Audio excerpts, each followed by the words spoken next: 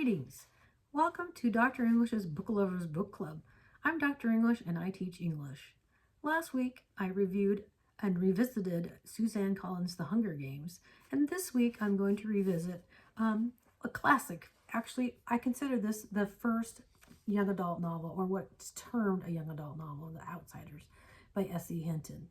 And so a little bit about that. As someone who was teaching young adult fiction, I felt it was really important to be consistent with my colleagues that had taught this course, and that there were two other children's literature professors who taught The Outsiders, and I thought to honor them and to stay true to teaching that course, I chose to keep The Outsiders as a whole class novel. So everyone read this, because everyone should read this book. It is a classic, and it's just an homage to S.E. Hinton, to acknowledge her ability, because she started writing this book when she was in high school. I think she was 16, something like that. And I forgot how much I loved it when I read it again. I was like, oh my gosh, no wonder I love that book. I'm pretty sure, like, not unlike a lot of American teenagers, I read this in the 9th grade. I think it's taught sooner than that now. But I wasn't as far removed as some students are today from some of the language of this, and it's just so quaint. The language in it is not what we have today, and so it's almost like it's just like a moment in time. With the language and the setting, from the 50s. And I grew up in the late 70s. Well, yeah, I grew up in the 70s and graduated in the late 70s. And so it was probably a little more, I could envision it. And so I think that's one thing I really love about this, and why I think it's endured, is because teenagers don't change. Like, the same emotions that Ponyboy and Dally and Johnny have are the same emotions that students still have today. And I think that's why it endures. Like, she captured that because she was a teenager when she wrote it. And that's a moment in our lives where we are all facing the same kind of personal crises of, who are we? What is the purpose of our life? Why is there inequity? Why are things the way they are? In this case, there's a definite class struggle in this.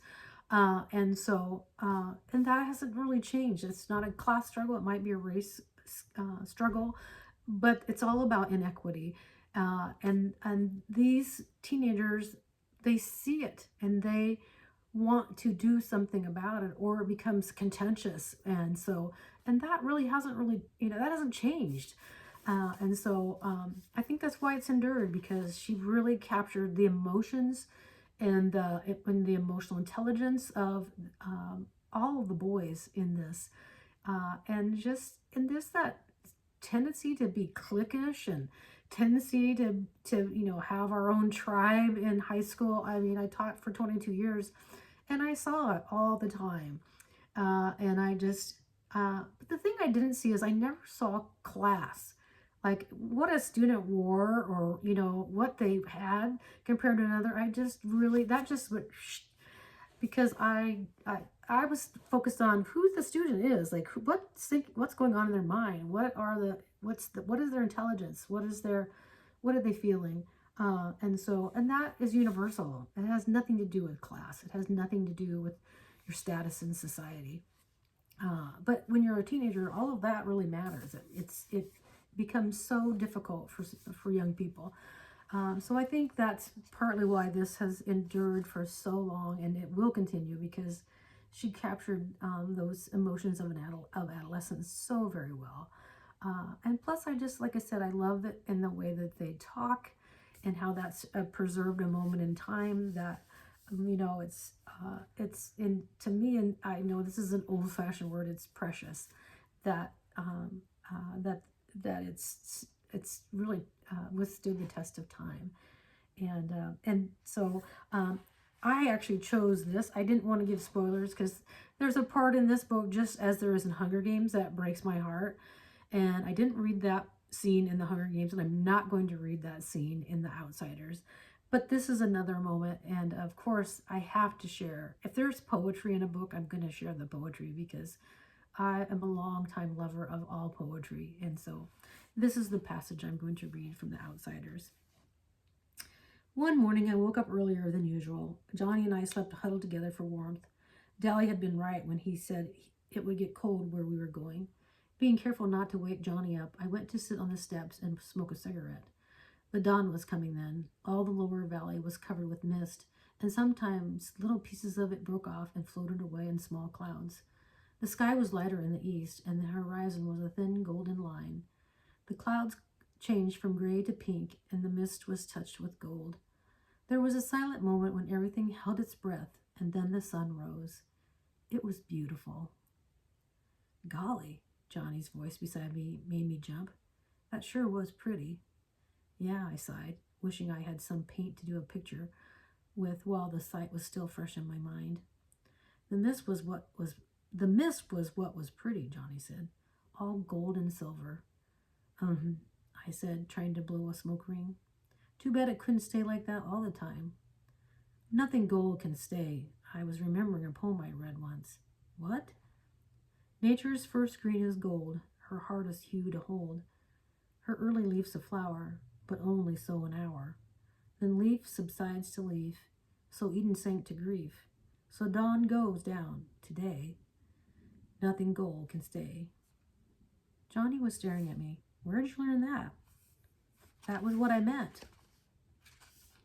Robert Frost wrote it. He meant more to it than I'm getting, though. I was trying to find the meaning the poet had in mind, but it eluded me. I always remembered it because I never quite got what he meant by it. And this is the other thing, I think, rereading this passage is reminded to me of the early 70s. Like the fact that they were smoking cigarettes back, I thought that was like radical. I don't suppose it is radical that much now, but maybe still is for adolescents to be smoking. And I just remember thinking like, ooh, that would have been something to know the kids were smoking. But I know that kids have been smoking long before the 50s. But I love that poem. I love that S.E. Hinton, worked that into this piece. All English teachers smile thinking about that, I'm sure, that have taught this book. So speaking of that, that is one section of my weekly video that I don't really have to talk about, because this book is taught in many high schools. And so I think it would be great to find a companion piece for this that I think about. All American Boys would be probably a good companion piece for this classic book. And hopefully I'll have a chance to review All American Boys later on in my my book club. If you haven't read that, it's a great book, and I'll put that on my list. But definitely this is one you can teach, but also if it's not in your curriculum, definitely do it as a book club or a novel panel, or as a literature circle, but get it into the hands of your students and have a conversation. But I could see it as a companion to All American Boys.